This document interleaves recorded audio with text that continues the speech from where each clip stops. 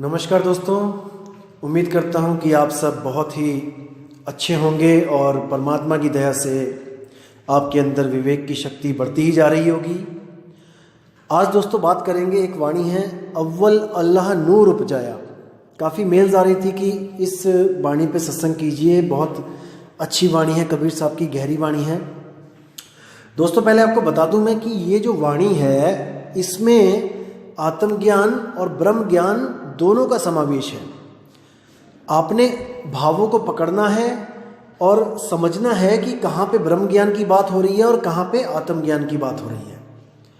तो वाणी क्या कहती है? अव्वल अल्लाह नूर उपजाया, कुदरत के सब बंदे। अव्वल अल्लाह नूर उपजाया, कुदरत के सब बंदे। एक नूर ते सब जग उपजया, कौन भले कौन मंदे। अब यहाँ पर विचार करने वाली है बात दोस्तों। वाणी सुन के ऐसा लगेगा कि कितनी सिंपल वाणी है, कि कितना स्पष्ट बताया है कि एक परमात्मा ने सबको बनाया है। दोस्तों थोड़ा सा विवेक लगाना पड़ेगा आपको यहाँ पे। बात बिल्कुल क्लियर, बिल्कुल हर चीज़ समझ में आएगी और आपको पता लगेगा कि कितनी गहराई है इस वाणी में, कितनी गहराई है। जितनी आसानी से ये वाणियाँ बोल दी जाती हैं उससे लाख करोड़ अरब गुना ज़्यादा गहराई रखती है ये वाणी।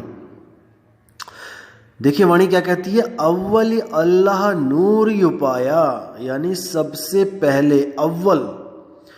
और अल्लाह होता है आला। आला यानी कि बहुत ही अच्छा, आला दर्जे का। अव्वल अल्लाह नूर उपाया, सबसे पहले अल्लाह ने एक नूर उपाया।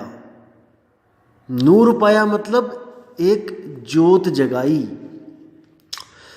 प्रकाशित की, एक ज्योत, प्रकाश पैदा किया। अव्वल अल्लाह नूर उपाया, अल्लाह ने सबसे पहले जो प्रकाश पैदा किया, उस प्रकाश से जो आगे है सृष्टि बनी, उसी प्रकाश से आगे कुदरत बनी और कुदरत के सब बंदे। उसी कुदरत, कुदरत का मतलब प्रकृति, उसी कुदरत से आगे सब इंसान, सब जानवर, सब कुछ जो भी आपको दिख रहा है वो बना। एक नूर ते सब जग उपजया, कौन भले कौन मंदे। उसी एक नूर से सब कुछ बना, हर चीज बनी। लेकिन हम लोग क्या करते हैं? हम अल्लाह को तो नहीं जान पाते हैं, लेकिन हम नूर को पकड़ के बैठ जाते हैं। हर धर्म आज उस नूर को ही तो पकड़ के बैठा है जो नूर अल्लाह ने बनाया था।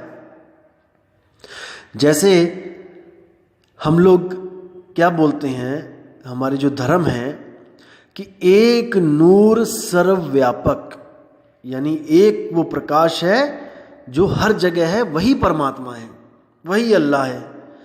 और क्या बोलते हैं कि God is light, light is God, यानी परमात्मा प्रकाश है। आज बड़े बड़े पंथ चल रहे हैं, वो इसी सिद्धांत पे तो टिके हुए हैं कि परमात्मा कौन है? प्रकाश ही परमात्मा है। उस प्रकाश को हमने देखना है, उसी प्रकाश को देख के हमारी मुक्ति हो जानी है। प्रकाश का एक सागर है, वो परमात्मा है, तुम प्रकाश की एक नन्ही सी बूंद हो। इसी सिद्धांत पर तो बड़े बड़े पंथ टिके हुए हैं। लेकिन बाबा नानक इसको क्लियर कर देते हैं कि वो जो प्रकाश है, वो तो ज्योत है, वो परमात्मा नहीं है, वो कुछ और है भाई। क्या है वो? मन तू ज्योत स्वरूप है, अपना मूल पहचान। यानी कि जो ज्योत स्वरूपी है, जो प्रकाश का पुंज है, प्रकाश रूपी जो अंदर जो दिखाई देता है, वो परमात्मा नहीं, वो मन है। मन ही ज्योत स्वरूप है और दुनिया उसी मन ज्योति स्वरूप को परमात्मा मान के बैठी है। आत्मा मान के बैठी है। अव्वल अल्लाह नूर पाया, ये उस अवस्था की बात कर रहे हैं जब आत्मा भी परमात्मा रूप में थी, जब आत्मा और परमात्मा में कोई भेद नहीं था। उस आत्मा ने ज्योत प्रकट की, उसी को अनुराग सागर में सतपुरुष के द्वारा तेज को प्रकट करना लिखा गया है कि सतपुरुष ने 16 पुत्र पैदा किए, उसमें से जो एक पुत्र था वो तेज था, तेज यानी प्रकाश था, और उसी तेज के कारण ये सारी सृष्टि बनती चली गई, क्योंकि परमात्मा ने सारी शक्तियां उस तेज को देता चला गया और तेज अपने मनमानी करता चला गया। ये एक सांकेतिक ज्ञान है अनुराग सागर में। अब इसी तेज को हमने समझना है कि यही ज्योत, यही जो तेज है, ये कैसे इस सृष्टि को बनाता है। अव्वल अल्लाह नूर उपजाया, यानी पहले आत्मा से तेज प्रकट हुआ, यानी कि आत्मा से मन प्रकट हुआ, उसी मन से आगे संसार बना, और उसी संसार से आगे जो प्राकृतिक संसार है उससे आगे जीव बने। मन ही ब्रह्म है जो प्रकट हुआ है आत्मा से, मन ही निराकार है जो प्रकट हुआ है शब्द स्वरूपी आत्मा से, और उसी मन से आगे सृष्टि बनी और आगे सब शरीर बने। तो इसको समझना पड़ेगा। अब मन को पैदा करके, मन को बना के ये आत्मा सुरति के द्वारा उसको ताकत देती है, और वो आगे से आगे शरीर बनाता है, कभी स्थूल बनाता है, कभी सूक्ष्म बनाता है, कभी कारण महाकारण केवल हंस बनाता है, और उसी सुरति को मन भटकाता है कि ये वापस शब्द में लीन ना हो जाए, वरना उसकी सारी बनी बनाई दुनिया का नाश हो जाएगा। ये मन जड़ है दोस्तों, लेकिन चेतना को प्राप्त करके ये चेतन हुआ पड़ा है, और ये भी इच्छा करके बैठा है कि मेरी दुनिया का नाश ना हो जाए, मेरे 3 लोक का नाश ना हो जाए, इसलिए ये सब जीवों को भटकाता है। लेकिन जो परमपिता परमात्मा है, जो जानता है कि ये भूल कैसे हुई है दोस्तों, वो आके उस सुरती को समझाता है कि तू कहाँ इस मन और इस तन के चक्कर में पड़ी है, दुख प्राप्त कर रही है, तू इसको छोड़। इस जड़ चीज को तूने चेतन किया हुआ है, तू इसको छोड़ेगी तो ऑटोमेटिकली ये मर जाएंगे। मन और तन जब तक पूर्ण रूप से नहीं मरेगा, जब तक ये सुरती वापस नहीं जा पाएगी, और सुरती वापस नहीं जाएगी तो ये जन्म मरण हमेशा ऐसे ही चलता रहेगा। अब आगे क्या बोलते हैं, लोगा भरम न भूलो भाई, खालिक खलक खलक माही खालिक, पूरी रहियो सब ठाई। माटी एक अनेक भांति कर साजी सिरजन हारे, ना कछु पोच माटी के भांडे, ना कछु पोच कुम्हारे। अब देखिए कितनी क्लियर बोला है यहाँ पर वाणी में, कितना साफ बताया है। लोगा भरम न भूलो बाई, कहते हैं हे मेरे भगत भाइयों, भरम में मत पड़ना, किसी भरम में पड़ने की जरूरत नहीं है। खालिक खलक खलक मही खालिक, पूर रहियो सर्व ठाई। अब यहाँ पे जो है ये देखो ब्रह्म ज्ञान की बात चल रही है, यहाँ पे इसको समझना पड़ेगा, क्योंकि जहाँ पे आत्म ज्ञान और जहाँ पे ब्रह्म ज्ञान आता है वहाँ पर वाणी चेंज हो जाती है। अब यहाँ ब्रह्म ज्ञान की बात हो रही है कि खालिक खलक खलक मही खालिक, कि जो ब्रह्म है, जो इस सृष्टि को पैदा कर रहा है, वो जो नूर है, नूर की बात चल रही है यहाँ पे, कि नूर से जो पैदा हुई दुनिया, वो नूर उसी में ही बैठ गया आके, खालिक खलक, खालिक कौन है? जो नूर है। एक नूर ते सब जग उपजिया, ये तीन लोग को पैदा करने वाला नूर है, वो नूर खालिक है। खालिक खलक, खलक माही खालिक, यानी नूर में ही सब जीव हैं जितने शरीर दिख रहे हैं, और सब शरीरों में वो नूर है। जैसे मैंने आपको बताया था कि मैदे में सब पकवान है और पकवानों में सब मैदा है, ये वो कंडीशन है यहां पे। पूर्ण रहियो सर्व ठाई, हर जगह वो पूर्ण रूप से है। ब्रह्म ज्ञान में ब्रह्म हर जगह पूर्ण रूप से है, कहीं कम और ज्यादा नहीं है। माटी एक अनेक भांति करी साजी सिरजनहारै, देखो एक माटी से तरह तरह के भांडे बनाए गए। जैसे मैं बताता हूं कि मैदे से अलग अलग पकवान बनाए गए।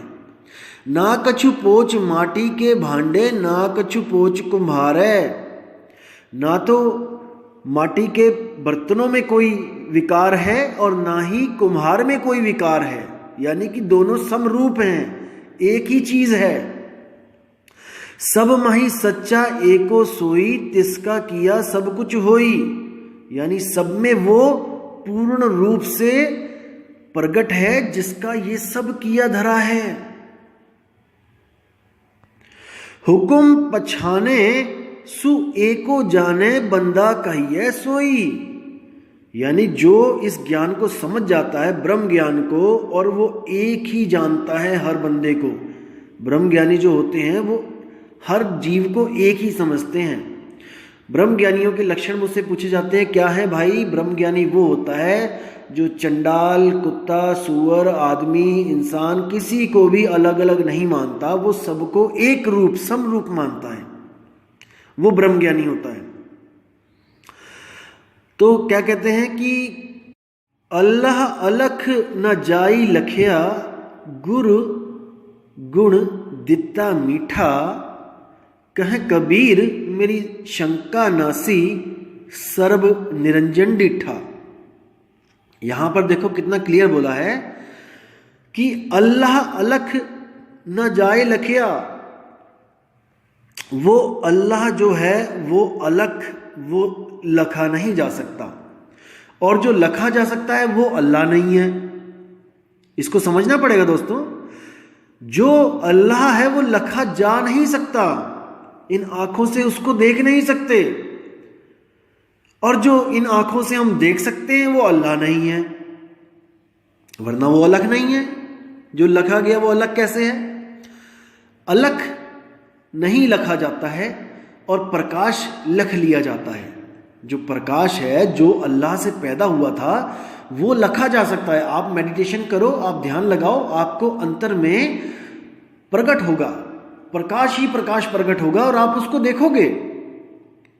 लेकिन दोस्तों वो परमात्मा नहीं है, वो परमात्मा के द्वारा पैदा हुआ जड़ प्रकाश है।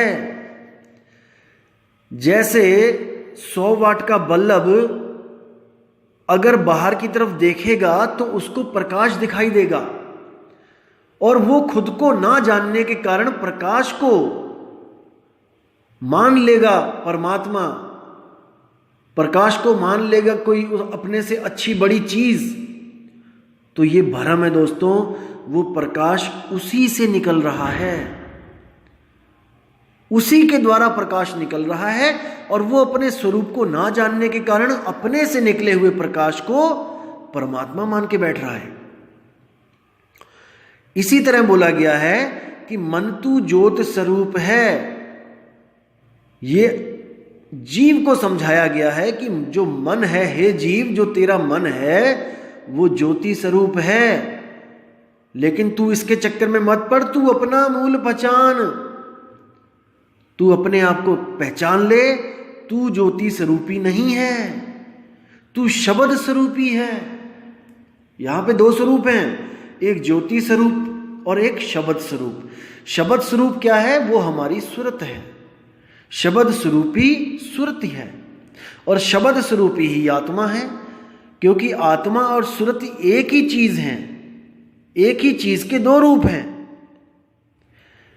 इसलिए वो एक ही रूप है। भ्रम से, भ्रमवश सुरति अपने शब्द स्वरूप से अलग हुई है, भ्रमवश, इसलिए वो आत्मा कहला रही है। और जिस शब्द से उसकी सुरति अलग नहीं हुई है वो परमात्मा कहला रही है। बिल्कुल सिंपल, बिल्कुल साफ। जिस शब्द से उसकी सुरति अलग हो गई और वहां से मन प्रकट हुआ और वहां से सारा जहां प्रकट हुआ, वो सुरति आत्मा कहलाई। और जो शब्द से अलग नहीं हुई, शब्द में ही रमी हुई है, वो मूल सुरति जो केवल हमें समझाने के लिए आती है, वो परमात्मा कहलाई। तो क्या कह रहे हैं साहिब कि खालिक खलक खलक मही खालिक, यानी इस दुनिया को बनाने वाला जो ब्रह्म है वो हर वस्तु में समान रूप में बैठा है, हर जगह है वो। तो कहते हैं अल्लाह अलख न जाई लखिया, गुर गुड़ दीना मीठा, और कहे कबीर मेरी शंका नासी, सर्व निरंजन डीठा। अब देखो कबीर साहब को शंका तो कोई थी नहीं, पहली बात ये हमें समझाने के लिए बता रहे हैं कि मेरी शंका नाठी, यानी कि जो मैं सबको अलग अलग समझता था, एक अज्ञानी जीव के बारे में बात कर रहे हैं कि मैंने जब ज्ञान दिया लोगों को तो उनकी शंका नाठी, उनकी शंका खत्म हो गई कि वो मुझ में है कि वो तुझ में है। ब्रह्म ज्ञान हर जगह है, ब्रह्म हर जगह समान रूप में स्थित है, उसी को निरंजन बोला गया है। निरंजन यानी कि जो माया से निर्लेप है। निर मैंने निर्लेप, अंजन मैंने माया। तो ब्रह्म को भी निरंजन कहा जाता है, क्योंकि आप देखोगे जैसे जो मन है, मन दो प्रकार के हैं, एक पिंडी मन, एक ब्रह्मंडी मन। जो पिंडी मन है वो आपको हमेशा उलझा के रखेगा, आपके पिंड को दौड़ा के रखेगा, आपके शरीर को भगाए रखेगा। एक वो पिंडी मन है जो इच्छाएं खत्म नहीं होती जिसकी। और ब्रह्मंडी मन क्या होता है? जो ब्रह्म रूप होता है, जो स्थिर हो जाता है, जो जीव को धोखा देने के लिए ऐसा स्थिर हो जाता है, शून्य हो जाता है कि जीव को लगता है, सुरत को लगता है कि बस अब मैंने प्राप्त कर लिया परमात्मा को। अब ये पानी बिल्कुल हिल नहीं रहा है, स्थिर हो चुका है, यानी शायद यही परमात्मा, यही सहज रूप में मुझे परमात्मा मिल गया है। और उसी रुके हुए पानी में जब सुरति अपने प्रकाश को देखती है तो समझती है कि बस अब मुझे वो प्राप्ति हो गई जिसके लिए मैं युगों युगों से भटक रही थी। लेकिन दोस्तों यही उस ब्रह्म, उस मन का छलावा है। वो चलता हुआ पानी भी ब्रह्म है और वो रुका हुआ पानी भी ब्रह्म है। उसमें सुरति अपने प्रतिबिंब को देखती है और भटक जाती है।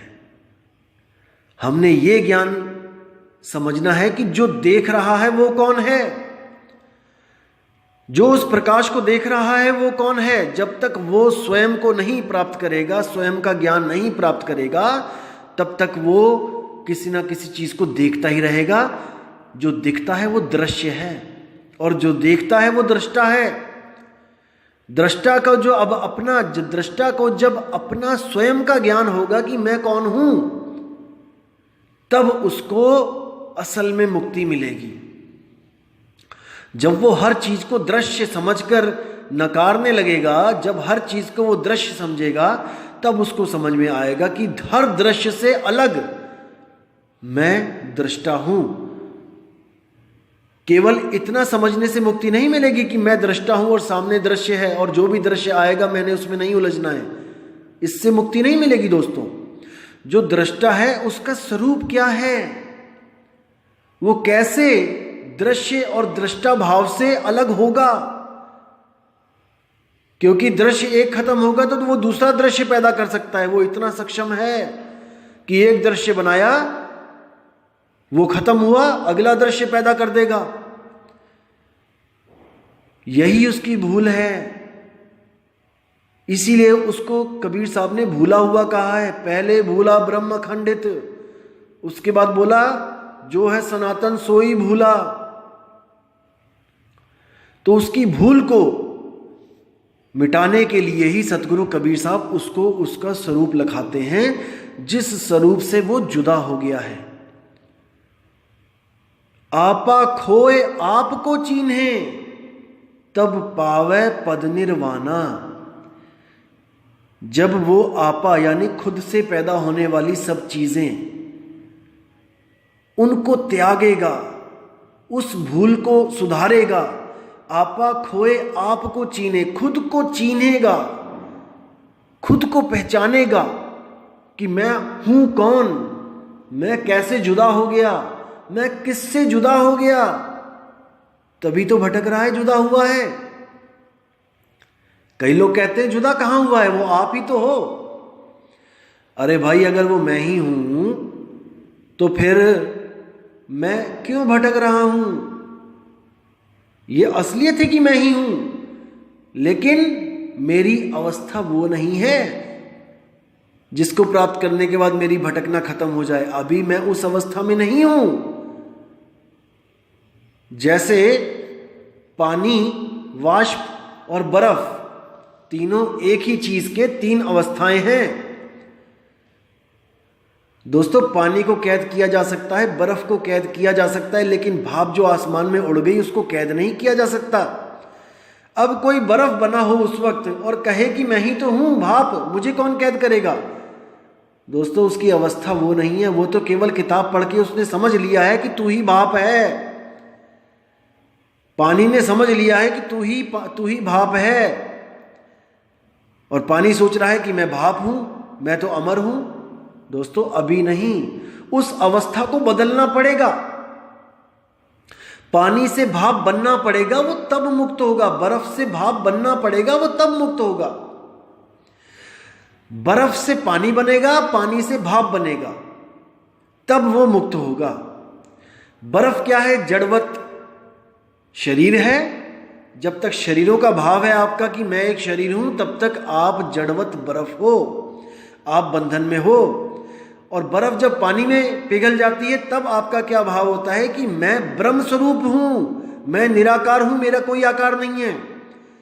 बर्फ का आकार होता है, कोई चौरस होती है, कोई त्रिकोण में बर्फ होती है, कोई आइसक्रीम के शेप में। जिस शेप में बर्तन होगा, बर्फ वही शेप पकड़ लेगी। तो जब बर्फ पिघल जाएगी, पानी का स्वरूप हो जाएगा, तब आपका भाव जो होगा कि मैं ब्रह्म स्वरूप हूं, उसमें भी आप मुक्त नहीं हो। तब भी आप मुक्त नहीं हुए, क्योंकि पानी कभी भी बर्फ धारण का रूप धारण कर लेगा। आपने देखा है, पानी ही बर्फ बना देते हैं, बर्फ का ही पानी बनाते हैं, पानी से ही बर्फ बनाते हैं, बर्फ से ही पानी बनाते हैं। दोनों बंधन में हैं। हम उसको फ्रिज में रख सकते हैं दोनों को, लेकिन अगर एक बार पानी अपने स्वरूप को पकड़ ले और वो भाप रूप में चला जाए, तो दोस्तों वो किसी के हाथ नहीं आता। ये उदाहरण है। कई लोग कहेंगे कि बादल से भी बरस जाएगा, वो बात अलग है, वो उदाहरण है, जस्ट एक उदाहरण है। वो जड़ वाला पानी तो बरस जाएगा, जो तत्वों वाला पानी है वो तो बरस जाएगा, लेकिन इस आत्मा की जो, इस सुरती की जो शुद्ध स्वरूप जो चेतना है, जो एक बार अगर वहां पहुंच गई, उस चेतना ने उसको समझ लिया, जान लिया अपने स्वरूप को, तो वो दोबारा नहीं भटकेगी। क्योंकि वो तत्व नहीं है भाई, वो चेतन है, वो जीवित है, वो समझदार चेतना है, वो जीवित चेतना है, वो दोबारा नहीं भटकेगी। उसको रास्ता मिले तो सही एक बार, उसको युगों युगों से रास्ता ही नहीं मिल रहा है। दिक्कत यहां पे आ रही है, रास्ता नहीं मिल रहा है, इसलिए वापस दुनिया में आ रही है बार बार। एक बार रास्ता मिल गया तो दोबारा नहीं आएगी, यहां पे गारंटेड है। तो इसलिए कहते हैं कि ऐसा गुरु मिल जाए जो एक छुड़ाए एक लखाए, नकली स्वरूपों को छुड़वा दे, दृश्यों को छुड़वा दे और एक लखाए, अपने निज स्वरूप को लखा दे, ताकि वापस इस दुनिया में आना जाना खत्म हो जाए। तो दोस्तों इसी के साथ ही मैं अब आपसे विदा चाहूँगा और बहुत ही जल्दी एक और ऑडियो के साथ आऊँगा जिसमें आपको मैं बताऊँगा कि कैसे आत्म स्वरूप को भूल जाने के कारण ये सारा जो भी है दुविधा पड़ी है और कैसे उस आत्म स्वरूप को जानने के बाद ही हमारी हर दुविधा खत्म हो जाएगी। तो दोस्तों इसी के साथ मैं अब विदा चाहूँगा। जय गुरु बंदी छोड़ कबीर साहेब, जय गुरु बंदी छोड़ मदन साहेब, जय जय गुरु बंदी छोड़ बैराग साहिब जी की सदा ही जय हो। साहिब बंदगी सतनाम।